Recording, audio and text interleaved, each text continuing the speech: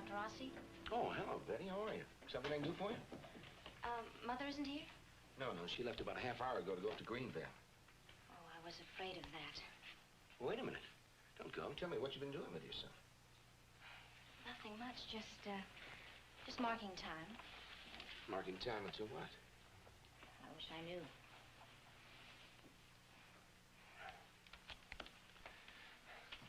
Betty, listen, it isn't easy to end any marriage. It didn't really last long enough to be called a marriage. Emotion sometimes is like pain.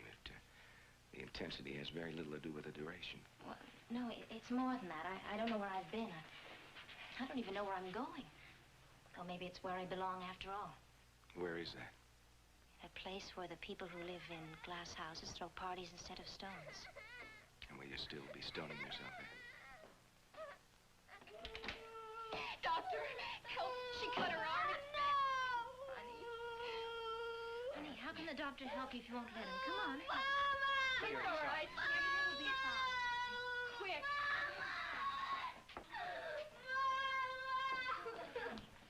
Now, here, we can lay her down right here. Come on. It's all right.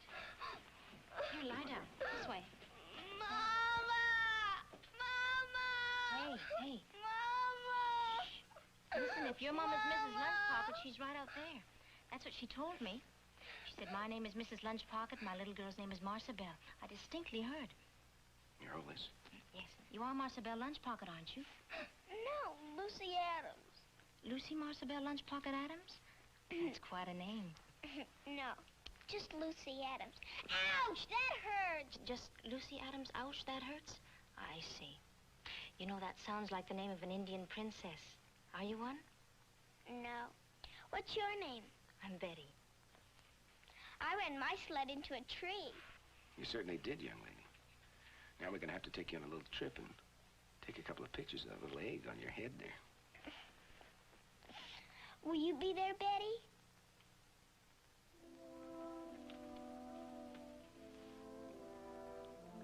They say if you want to see a true image of yourself, look into the eyes of a child. Will you, Betty? Come and see if you like. Well, there you are, Lucy. I'm not Lucy anymore. No? I'd rather be Marcibel Lunchpocket.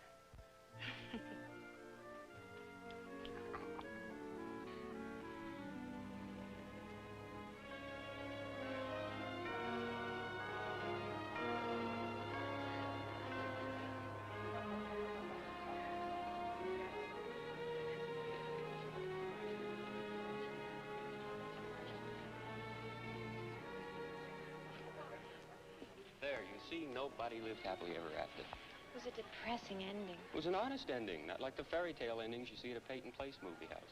I am afraid the American culture is hopelessly addicted to happy endings. I like happy endings. I'm afraid I'm hopelessly addicted to the American culture. You ought to like the show you're going to see in New York. I hear the ending's not only happy, it's hilarious. Oh, it sounds wonderful. I only wish I could go. I thought you were going.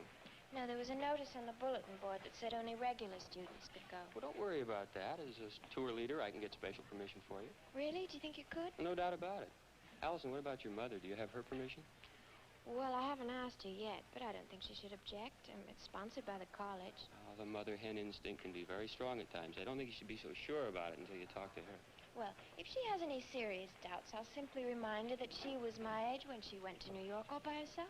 Good, good. I'll drive you home. You can ask her tonight. All right. Oh, no, she won't be home yet. She went on a date tonight. She's been seeing a lot of Elliot Carson lately, hasn't she? Elliot Carson? No, she's not with Elliot Carson. She's with Dr. Rossi. There I go, jumping to conclusions. After seeing him at your house, I assumed they were seeing each other socially. They're hardly more than acquaintances. Oh?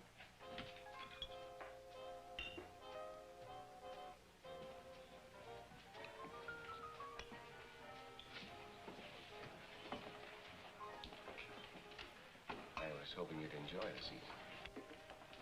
Oh, I am. Last time I took you out, the evening didn't end so happily. I said certain things in anger. Oh, both did. Perhaps they needed saying. Perhaps we're certainly not in anger. I think we both both adult enough that we can talk about this thing frankly, without quarreling, don't you? I hope so. So do I. I want very much for us to remain friends. Isn't that what we are? Connie, I just said that we could talk about things frankly and honestly. Perhaps I'm the one that should prove it. When I first came to Peyton Place, I found myself falling in love with you. I think you shared in that feeling. Yes, Michael, I did. Well, I doubt if either of us was prepared to leap into marriage, although the idea certainly grew in our minds. And then Elliot came back, and whatever happened after that, or didn't happen, was my fault. Well, it isn't a question of fault, Connie. Certainly I don't blame you or myself or Elliot Carson. I will admit there was a little jealousy there. But if you were attracted to Elliot once before, you may be attracted again. I'm not in love with him. At least I don't think so. I'm so confused with my doubts. You see, Michael, if Elliot killed Elizabeth, it was because of me. I have that on my conscience.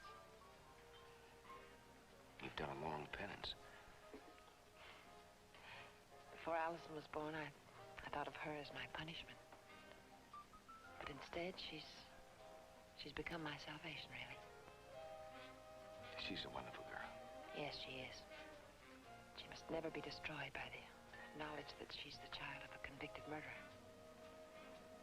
I'd do anything to keep her from learning that. Connie, what if Carson were innocent of his wife's murder? What if that could be proven beyond a shadow of a doubt? How would you feel toward him then? I don't know. I just don't know. He was your first love, as they say. Every woman has a first love. And she either marries him or forgets him and marries someone else. I could neither marry nor forget.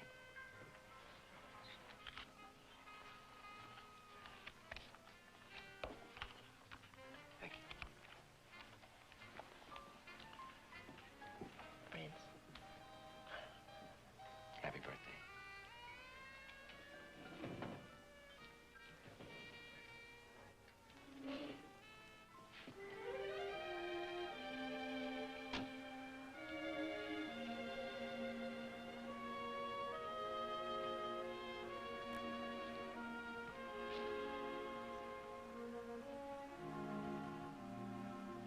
Good night. Good night.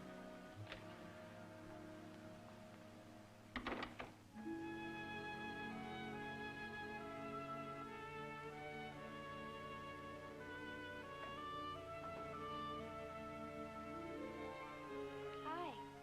Did you have a nice evening? Yes, very. Guess what? What? Got another present. Oh. Aren't you going to open it? Oh, yes.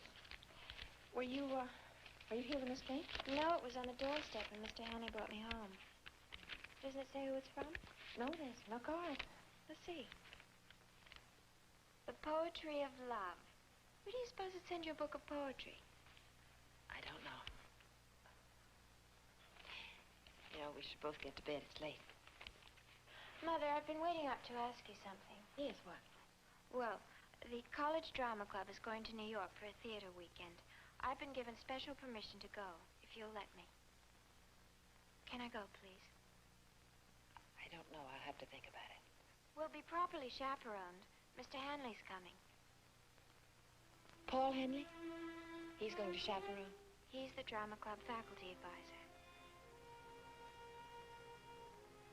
I don't understand you. You never want me to do anything. That's not true, Allison. It's just that I don't think this is a particularly good idea. I haven't said no. But you're going to. Why? When you were my age, you were allowed to go to New York all by yourself. Your mother never... Allison, I don't want to hear any more about it now. I've said that I'll think about it and I'll let you know.